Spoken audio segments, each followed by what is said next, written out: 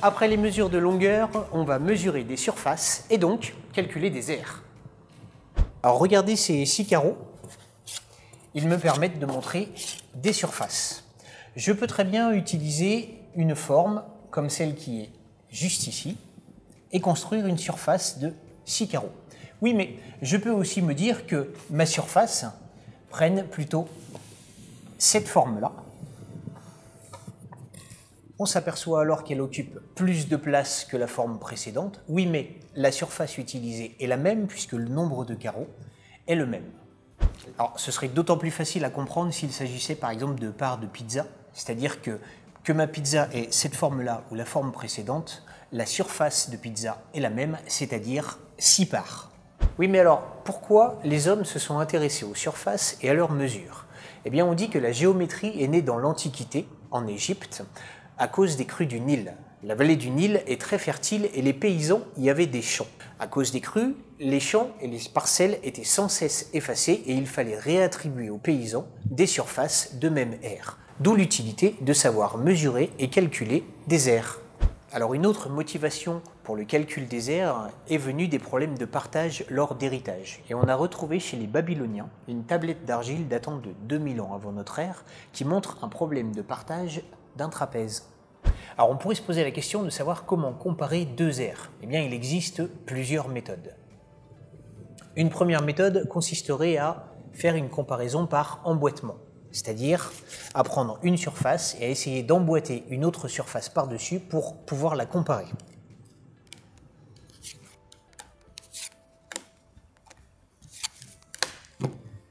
Ici on s'aperçoit que la surface est la même par emboîtement.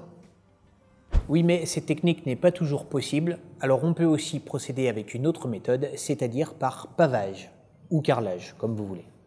Alors regardez ces 4 surfaces au sol. Comparaison à l'œil, comme ça on pourrait se demander laquelle est la plus grande ou la plus petite.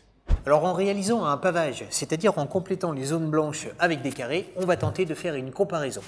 Ici on s'aperçoit que dans cette surface, eh bien, on a besoin de 4 grands carreaux comme ceux qui sont ici. On va faire une comparaison avec les autres formes. Alors pour cette autre surface, on a pavé avec 4 grands carreaux plus quelque chose. Ici, je vais paver ce qui manque de ma surface avec des sous-unités de mon carreau étalon pour montrer que cette surface-là est plus grande que cette surface-là. Alors le plus simple, c'est quand même de pouvoir attribuer à chaque surface un nombre, c'est-à-dire son aire. Et pour ça, eh bien, il faut une unité. Depuis la Révolution et l'adoption du mètre, l'unité de mesure des aires est le mètre carré. Et voici un mètre carré. Alors dans un mètre carré comme celui-ci, il y a 10 000 centimètres carrés. Alors dans la vie de tous les jours, il y a d'autres unités possibles. Un agriculteur, par exemple, compte en hectares. Et un hectare, c'est 10 000 mètres carrés. Alors pour nos deux formes à comparer, on va maintenant pouvoir les mesurer par le calcul. Il faut savoir que les grands carrés ont pour côté 20 cm et les petits carrés ont pour côté 10 cm. On va pouvoir maintenant mesurer par le calcul et comparer l'aire des deux surfaces qui sont ici. Voilà, on va passer par un petit dessin, c'est plus parlant. On voit que la première forme a une aire de 1600 cm² et la deuxième est plus grande puisqu'on arrive à une aire de 2000 cm². Alors les formes ne sont pas toujours aussi simples. Exemple avec ce qu'on a juste ici. Alors on essaye de s'approcher de l'aire par pavage à quelque chose. Bon, il y a quand même des approximations puisque vous voyez qu'il y a des blancs qui sont juste ici. Il ne reste plus qu'à compter. Alors j'y vais. Alors, bilan de notre opération de pavage quand même, eh bien, on s'aperçoit que cette forme-là et cette forme-là ont la même aire, 1600 cm². Quant à cette forme biscornue qui est juste là, elle est plus grande que les deux qui sont là, puisqu'elle est à 1700 cm². Et enfin, on a l'aire la plus grande qui est juste ici, avec cette forme-là, à 2000 cm². Alors on peut aussi procéder par quadrillage. Tiens, comparons par exemple la taille de deux jardins parisiens, le jardin du Luxembourg d'une part et le jardin des plantes d'autre part. On va positionner un quadrillage juste sur le plan qui est juste ici. Et il ne nous resterait plus qu'à compter le nombre de carreaux pour lesquels on a les jardins. Évidemment, on peut procéder avec des carreaux qui sont plus petits pour que ce soit plus précis, mais évidemment plus c'est petit, plus c'est précis, mais aussi plus c'est long à compter. Et les formules, vous connaissez les formules? Allez, suivez-moi, je vais vous en montrer quelques-unes. Alors d'abord, tout simple, pour calculer l'aire d'un rectangle, il suffit de faire le produit de la longueur multiplié par la largeur. Et maintenant, si je veux l'aire du triangle rectangle, eh bien il suffit de comprendre que c'est un rectangle divisé par 2.